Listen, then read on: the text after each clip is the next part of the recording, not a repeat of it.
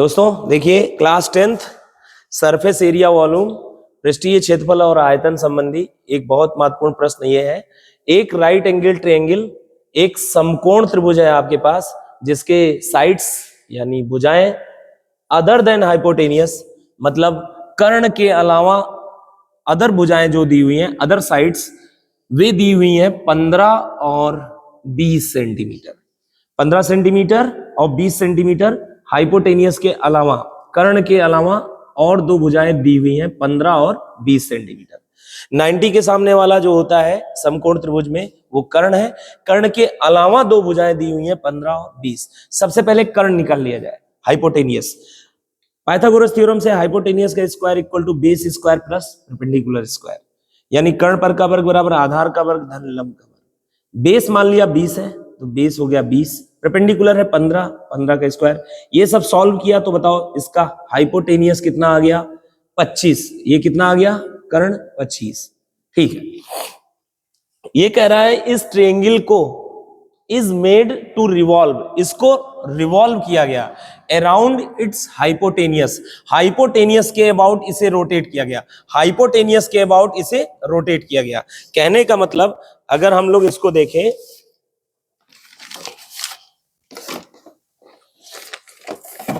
इसका एक पेपर मैं आपको दिखाता हूं, जरा देखिएगा, जरा ये डायग्राम देखिएगा। ये हाइपोटेनियस है, इसके अबाउट जब रोटेट करेंगे, इसको फिक्स रखना है तो ये डबल कोन बनेगा, ऐसे ऐसे इस तरह का शेप बन जाएगा। ये पॉइंट बी उठ के यहां जब जाएगा तो बी डैश हो गया। ये एसी लाइन फिक्स रहेगी तो ये लेंथ टोटल कितना रहेगा? एसी लेंथ तो वही रहेगा जो कि 25 है, जो कि 25 है। ठीक है, ये 25। मुझे इस बात का जवाब दीजिए, जब ये यहां से यहां जाएगा तो ये लेंथ 15 है, ए बी लेंथ, तो ये भी कितना रहेगा? 15 रहेगा। ये बात तो तय है, 15। और ये लेंथ 20 है तो ये लेंथ भी कितना रहेगा? 20।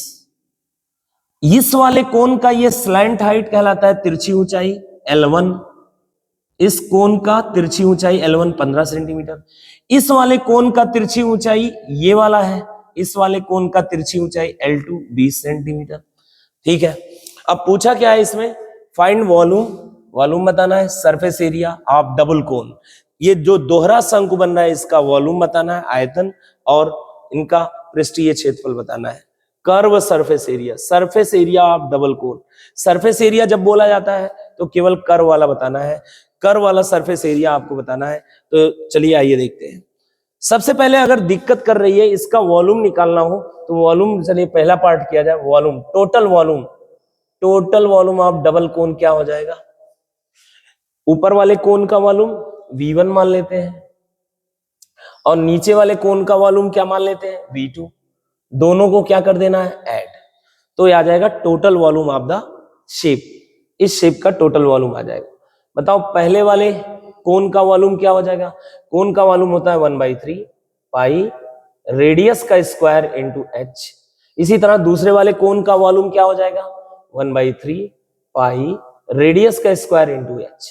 चलिए रेडियस और हाइट दोनों कोनों की बताते जाइए। 1/3 पाई को पाई, r बताओ पहले वाले कोन का, इधर वाले कोन का रेडियस, रेडियस होगा। अब देखिए ये 12 मैंने लिख दिया, लेकिन ये आया कैसे, चलिए बताया जाए।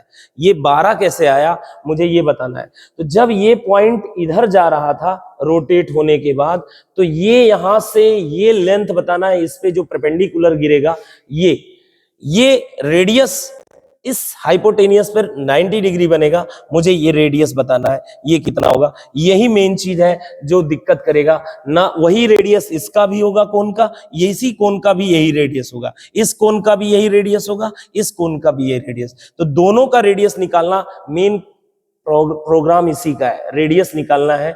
इस कोन का भी, इस कोन का, दोनों का सेम है, यही निकालना है। कैसे निकालेंगे आइए देखिए, बहुत आसान है। आप इसी ट्रायंगल को दोबारा रीड्रॉ कर ले रहे हैं। नाम बताइए इसका क्या है? ए। इस पॉइंट का नाम क्या है? ए। इस पॉइंट का नाम क्या है? बी। इस पॉइंट का नाम क्या है? सी। इसकी लेंथ 20, इसकी लेंथ 15, और यहां से यहां पे क्या डाला गया है? परपेंडिकुलर है।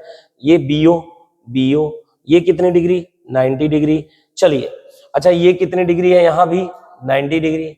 अब हम इस ट्रायंगल एबीसी का एरिया निकालने जा रहे हैं। क्या तरीके से निकालेंगे? दो तरीके से। अच्छा ध्यान रहे, ये लेंथ कितनी है? आर।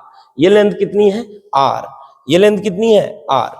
यही निकालनी है। ये आ जाएगा तो काम बन जाएगा। थोड़ा और बड़ा बना देते हैं, लीजिए थोड़ा और बड़ा बना देते हैं। ये हो गया यहां से यहां पर परपेंडिकुलर, और ये हो गया बी, ये हो गया ओ, और ये है आर, ये है 15, ये है 20, मुझे ये आर चाहिए, और ये है 90 डिग्री, और ये पूरा यहां से यहां तक भी कितना है? 90 डिग्री।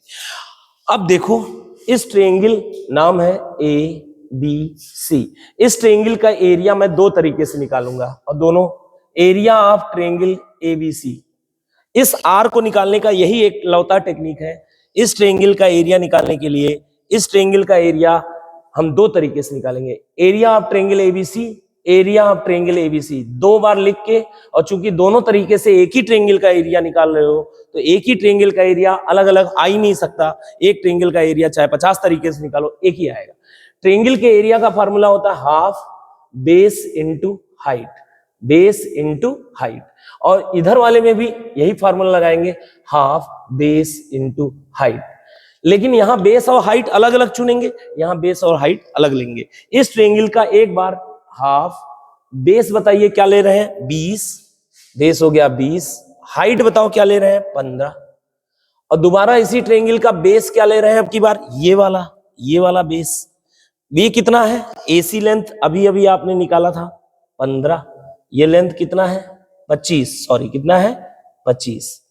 ये लेंथ कितना है? 25। एसी लेंथ आपने निकाला था 25, तो ये 25। अब की बार बेस क्या ले रहे हैं? 25, और हाइट ये हो जाएगी, परपेंडिकुलर हाइट लेते हैं आर, और दोनों तरह से निकालने पे एरिया तो बराबर आना चाहिए। सॉल्व करो इसे, हाफ हाफ कैंसिल, 5 से ये 5 बार जाएगा, ये 4 बार, 5 से ये 3 बार जाएगा।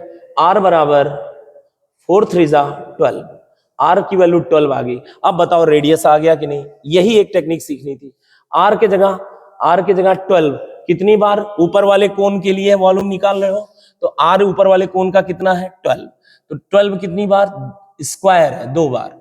हाइट बताओ ऊपर वाले कोण का? एओ, मुझे पता नहीं है, कोई बात नहीं, एओ रहने दो, प्लस हाफ पाई। रेडियस बताओ नीचे वाले कोण का? वही सेम है 12, तो 12 का स्क्वायर। हाइट बताओ नीचे वाले कोण का? पता नहीं, ओसी है, ओसी है। हाइट क्या है? ओसी, पता नहीं, वैसे ही रहने दो। सॉल्व करो, 1/3 कॉमन, पाई पाई कॉमन, 12 स्क्वायर कॉमन, क्या बचेगा ब्रैकेट में? एओ प्लस ओसी। ये बताओ 1/3 पाई की वैल्यू 3.14 ले लो, या 22/7 ले लो, और 12 का स्क्वायर 144। एओ प्लस ओसी किसके बराबर हो जाएगा? एओ प्लस ओसी एसी के बराबर हो जाएगा, ठीक है। और एसी मुझे पता है, एसी मुझे पता है 25, तो 1/3 22/7 इंटू 144, और एसी के जगह पर 25। सॉल्व करेंगे इसे, ये मल्टीप्लाई करने पर, टोटल सॉल्व करने पर अगर देखा जाए ये आ जाएगा, मैं आपको बता देता हूं।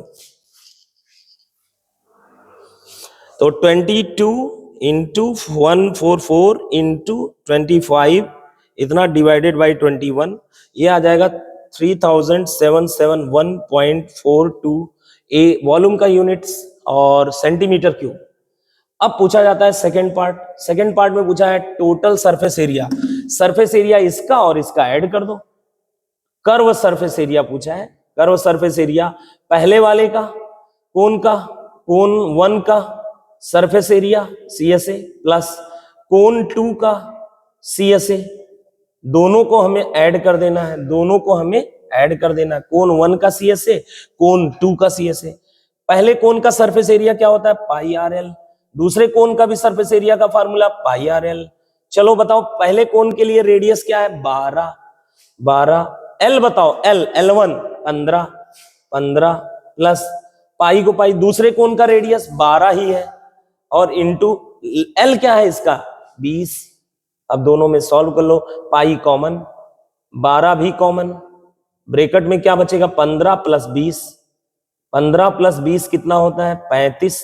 35 इंटू 12 इंटू पाई, पाई की वैल्यू 22/7 ले लो, 7 × 5 = 35, और ये 12 × 5 = 60, 60 22 छक 132 यानी 1320, एरिया का यूनिट सेंटीमीटर स्क्वायर।